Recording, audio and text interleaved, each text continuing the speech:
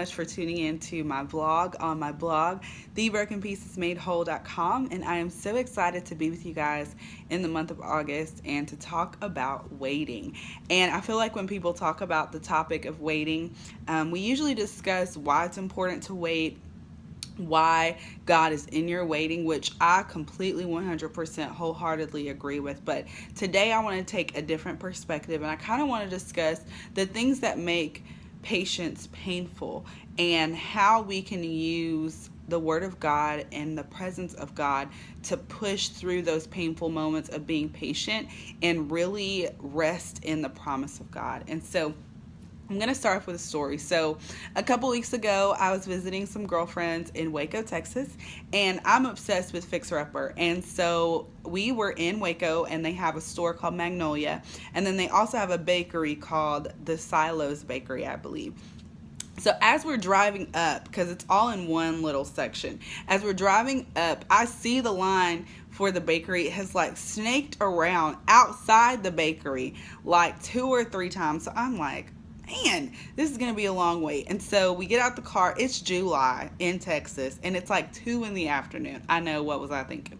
So we get to the line, and I asked someone, I'm like, hey, how long have you been waiting? She said, oh, we've been waiting for 30 minutes. I'm like, okay, cool. So I wait in the line for 30 minutes. Now, mind you, it's July, and it's hot as Satan's toenails, okay? So I'm in the line, but I'm seeing people go into the bakery. I'm seeing them come out with cupcakes, looking happy, looking refreshed. I'm like, yes, that is what I'm getting. This waiting may be uncomfortable, but I know at the end of it, I'm going to get a lemon lavender cupcake, get some water. It's going to be great. So I finally get up to the line, get the cupcake. Everything was good. And I feel like when God tells us to wait, this is the vision we have in mind. We're like, okay, I know it's hot, I know it's uncomfortable, but it's going to be just for 30 minutes. We're going to come in, we're going to get what we want, and we're going to walk out, and everything's going to be perfect. And that is not what it looks like to wait on God, because sometimes when we're waiting on God, we have so many questions. What is it going to look like when it gets here? How long do I have to wait? What am I supposed to be doing while I'm waiting? Like, am I supposed to be doing something? Am I not? And then we bring these questions to God, and God just says, wait. And we're like, no, because I have a million questions about the waiting. He's like, wait. And I think sometimes we just get frankly frustrated because our questions are not getting answered. But I think if God's not answering our questions, it's because He's already answered our questions. And if God is telling us to wait, then that means in the waiting, God will bring reconciliation to everything we feel like is left undone. And most of the times, the questions that we feel like we need answered, we don't really need answered to wait. The only thing that we need to truly wait on God is the promise that we're waiting for. We don't need to know how it gets here. We don't need to know how long this season of waiting is. We just need to know, one, that God is faithful. His word is true. He watches over His word to perform it, and He will bring it to pass. That's it. That rejection, that frustration that we're feeling, we need to cast that care onto God and continue to walk in faithfulness to Him.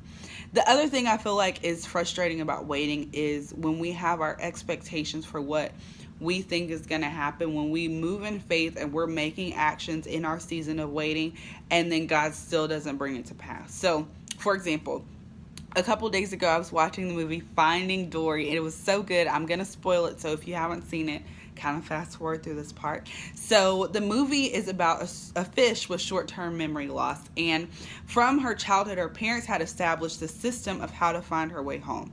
So what they would do is they would start from their house, and they would lay out seashells, and they would talk with their daughter, and then they would stop, and they would turn around and show her that the seashells made a pathway home.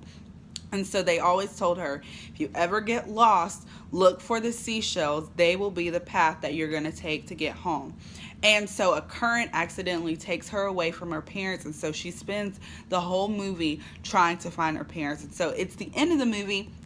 She gets to this place, and all of a sudden she sees these seashells, and it triggers her childhood memory of when her parents said, just follow the seashells home. And so she snakes her way through the seashells, and she finds this little abode for fish. And so she gets there, no one's there. So then she turns around and she sees her parents coming carrying these seashells. And so her parents and her have this cry fest moment. It was beautiful. Of course I cried. It was amazing. And so when they get done hugging, she asks them, what were you guys doing? Why weren't you here?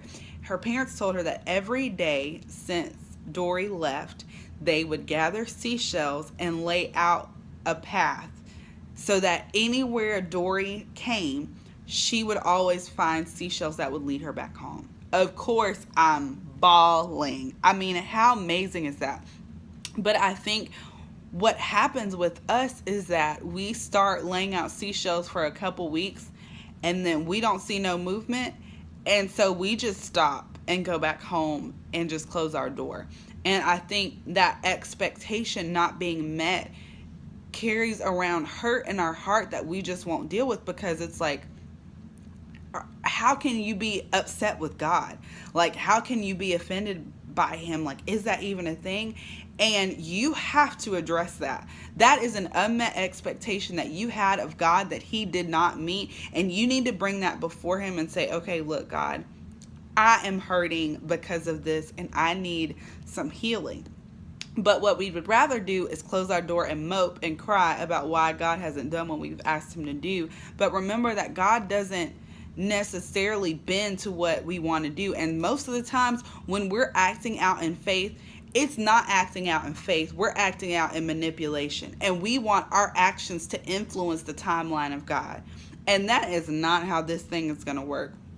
I feel like the reason why Dory's parents were able to do that over a lifetime, every single day they went out and laid out shells. Every single day they went out and laid out shells. The reason why they were able to do that is because they weren't trusting in their ability to lay out the shells.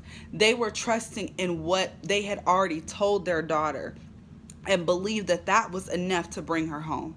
And similarly, we need to stop trusting in our ability. We get frustrated with God, and then we get frustrated with ourselves because we're like, okay, well, maybe I moved outside of God's timing. Maybe I did this. Maybe I did that. So we're second guessing God. We're second guessing ourselves. And the only person that we need to be concerned with is what God promised. Is our actions lining up with what he promised? Yes. Then keep doing them. God didn't say stop. If you're in a season of waiting, if you're waiting on a new job and you've been sending out resumes and you haven't gotten an answer back, but you know you heard God say that this is not your end job, that you are getting ready for a promotion, dust that resume off and continue sending that resume off. It may be the 100th resume that you send off that gets the interview, that gets the job with double the pay and benefits. And had you have stopped, you would have forfeited. I think about the children of Israel and Jericho. To every promise, there's a corresponding action. The Lord promised Joshua, I will give you this land. Joshua said, okay. The Lord said, this is how it's going to happen. Now, there was a season of waiting where they were just moving. They were just marching around Jericho. And it wasn't like if they marched around Jericho once, then God was going to move it. No, God said, I need you to continue in this path of faith until I say stop. And for us, we want definite.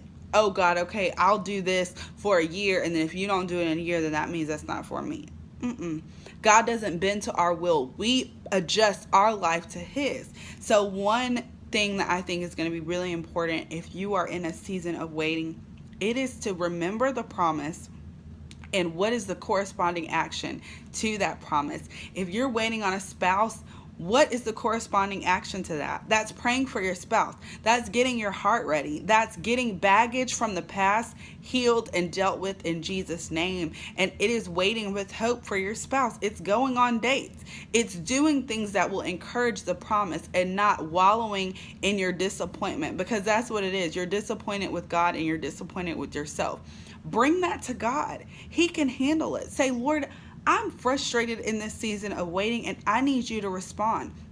Because God moves in our faith and he moves in our hope. And the enemy wants to take our faith and the enemy wants to take our hope, because he knows if he has those things, then metaphorically speaking, Dory cannot find her way home. If her parents hadn't continued in their path of faith, Dory wouldn't have came home. And we have to be good stewards of the promise that God's given us. And we can do that by waiting, not just waiting, but waiting with hope. And so I pray that this video sparked a fire in you. I pray that this encouraged you to wait and wait with hope. God is still faithful, and He is still for you, and He is still working on your behalf. If there is a dream that you've let go, if there's a promise that you've let slip that you think it isn't God because it hasn't happened yet, I encourage you to pick that back up. I encourage you to make your actions line up with the promise and faithfulness of God. He will not waver. He will not leave you. He will not forsake you. If you have questions or you need prayer, I would love to pray for you. It would be an honor. I pray that you guys have a blessed week, and I'll see you in the next one. Bye, guys.